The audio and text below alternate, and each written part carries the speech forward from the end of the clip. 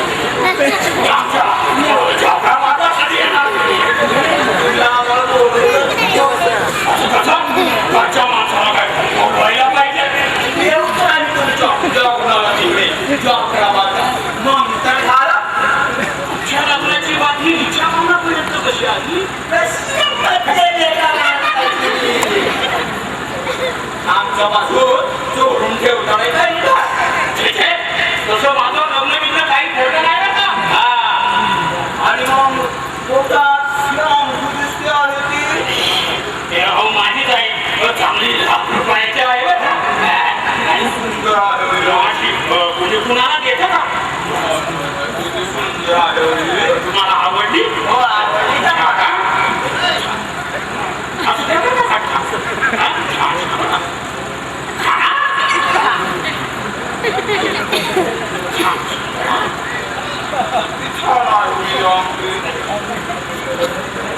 तुमचे लग्न मला लग्नच करायचं नाही गोष्ट माणूस सांगितलंय म्हणून तुमचं लग्नच नाही होणार नाही म्हणे तो म्हणाला पाहतो म्हणे तुमच्या हातावर त्या लग्नाचा रेषाच नाही म्हणे काय सांगतो तो अहो त्याचं भविष्य खोटं करण्याची ताकद माझ्या हातात आहे बघूया तुमचा हात किती सुंदर आहे छान छानच छान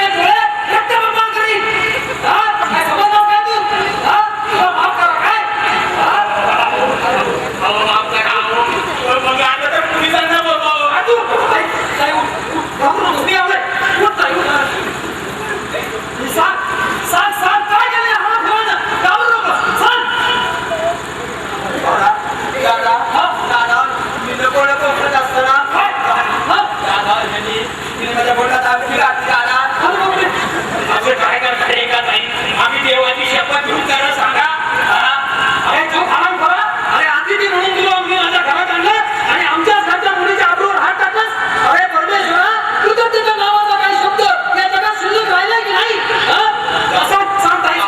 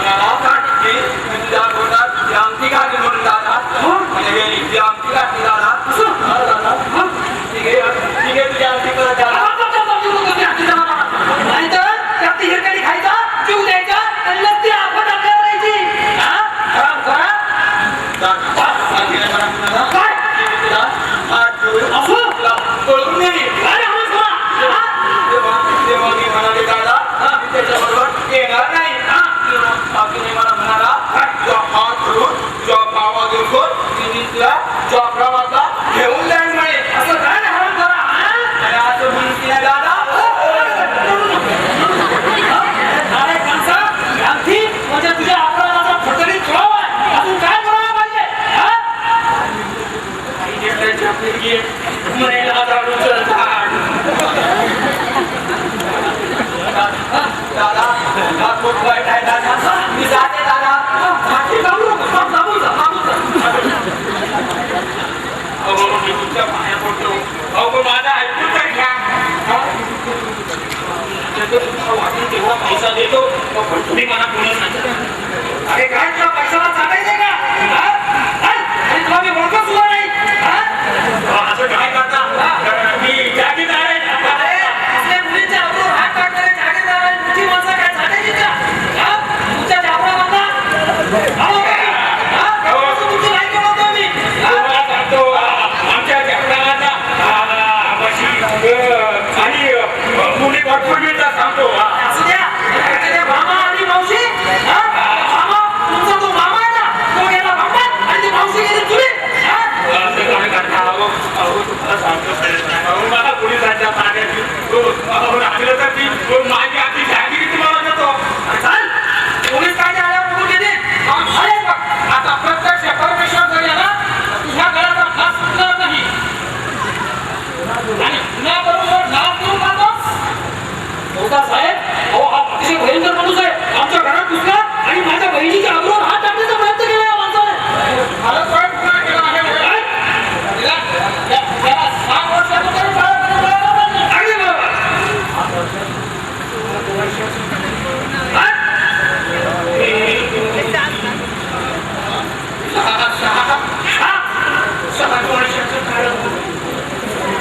कसलं लग्न आणि कसलं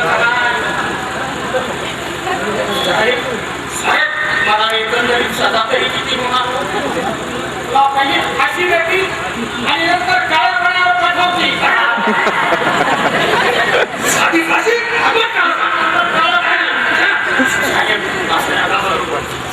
लागलं तर मी तुम्हाला माझ्या जागीरीची ठिकाण वाटून देतो. पण मला तुम्ही असं काही करू नका. गाड्याला फास लावू नका. कोणता साहेब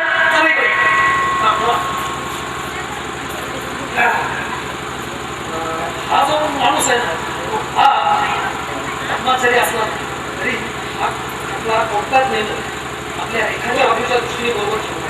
तुम्ही काय बोलताय? आणि आपण काहीतरी करतो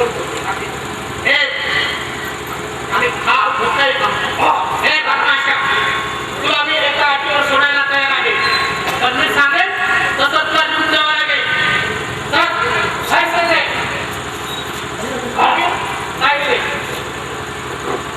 साहेब याचा चेहरा नीट निरखून बघा. आपल्याला कोण ओळखीचं वाटतोय का ते बघा. हे बघू रे चेहरा नीट बघा.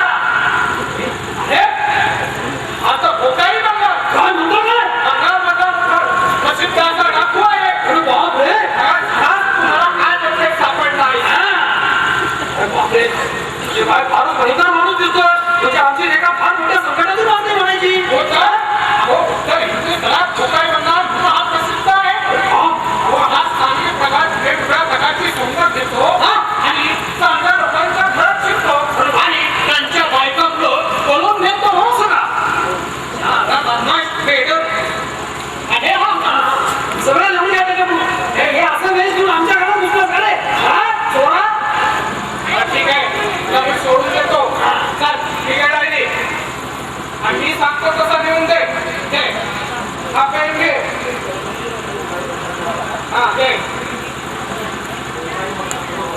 हा दी कोकाई बंगाल नावाचा जो दरोडेखोर आहे तो मीच आहे. बाजूला काळ्या पाण्यावर फाशीवर. मी आजपर्यंत 7 लग्न केली.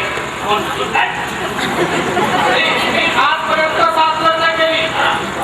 त्यापैकी 3 बायकांचा घरात खूप केला आणि भाऊबींचा कडेलोट केला आणि एकीवरती 20 प्रयोग केला. अगदी बरोबर. अजून एक खेळात आहे. मी गाडी किती पडवल्या त्याचं तर करीतच नाही. खाली साहेब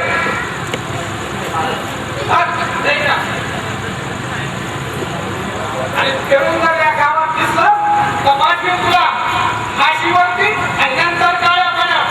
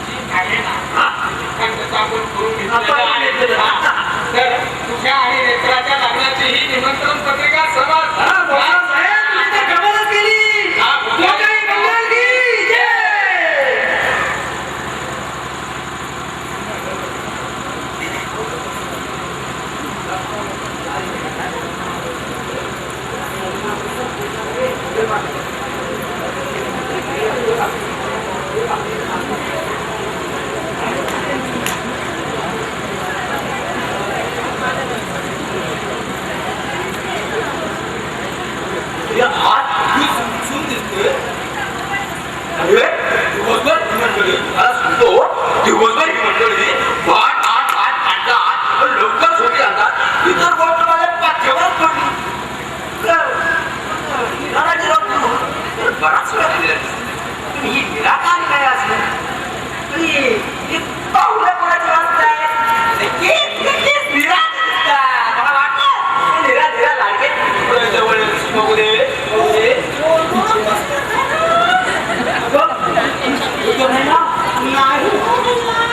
आता भैया का म्हणतेस तुम्हाला निरा तुला तर मी खऱ्या नावाने हाका मारलेला भैया तो सगळे ओळखतो ना तुला खरंच आणि शिवाय मला ती नाही तुला काही हो भैया खरंच तुझं माझ्यावर इतकं प्रेम आहे अगं तुला सांगतो अगं प्रेमामुळे मतदाराला देखील मार्गाची गरज फुटते हो किती नाशा आहे भैया अगं तुझ्या प्रेमाला तुला फारशी बनवले गेला हो लाडके वेश त्या घराला सीना याची मला कल्पना मोठी हो भैया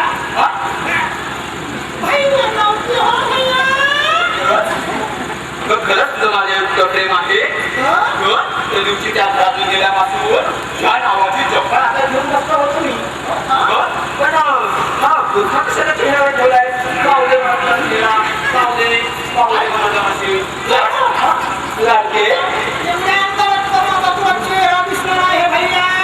प्रेमाच्या अंधाळ्या दृष्टीला अंधारातही आपली प्रेमावरती सूर्यप्रकाश सुस्पष्ट दिसतोय मांजरासारखा असतो सांगतो ते चोरट्या पावल्याने चालतं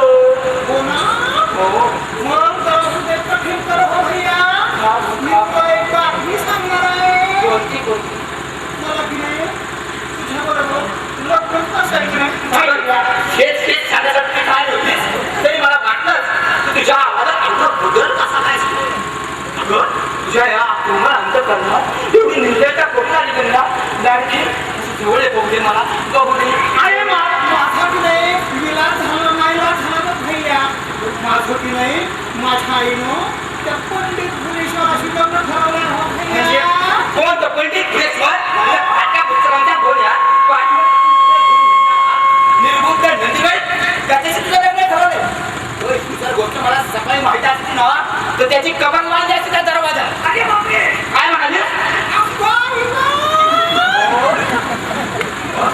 काय म्हणतेस तू असं काय करतेस भैया तुझं माझं खरंच प्रेम आहे ना मग मी तुला सांगते तर कशी त्या पंडित भुवनेश्वराच्या केसाला धक्का लावू नको आणि माझ्या आईने ना तिच्याबद्दलही आयुष्याबद्दल बोलायचं नाही हो भैया अशी चालणे काय धक्का लावता काय करणार नाही अगं तो जर इथं असतं ना त्याच्या केसावरचा टाक्यावरचा जे केस शिल्लक ठेवला असतो मी अगं तुला सांगतो तुझ्या आईचं त्या पंडित भुवनेश्वराचं चाललं आहे त्या गावाला चर्चा आहे त्याची तुला सांगतो त्या पंडित भुवनेश्वराचा आणि त्या आईचं जे काय चाललंय ना त्याला खडा इतिहास आहे बघ जवळ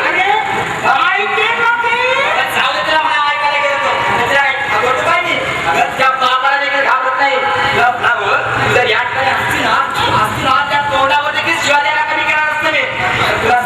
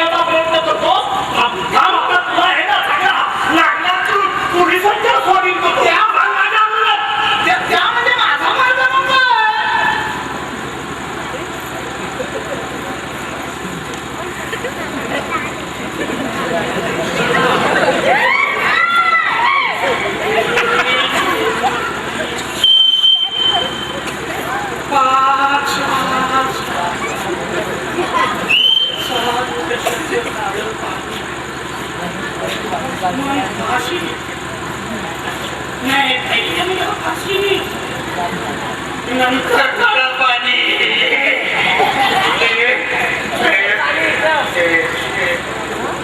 पहिल्यांदा काळं पाणी नंतर पाणी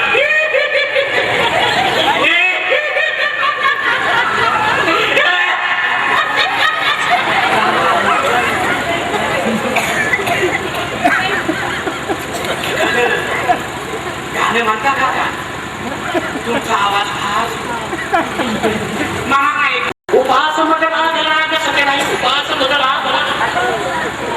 दैवात म्हणून छापला सगळ्याई दैवात म्हणून छापला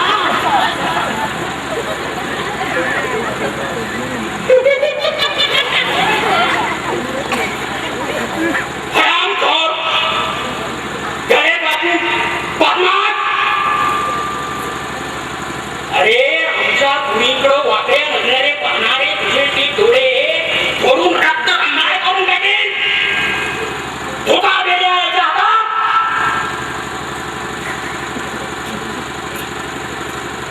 एक दोन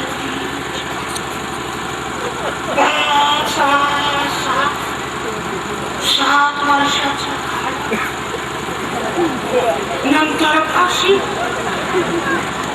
मी पहिल्यांदा फाशी नंतर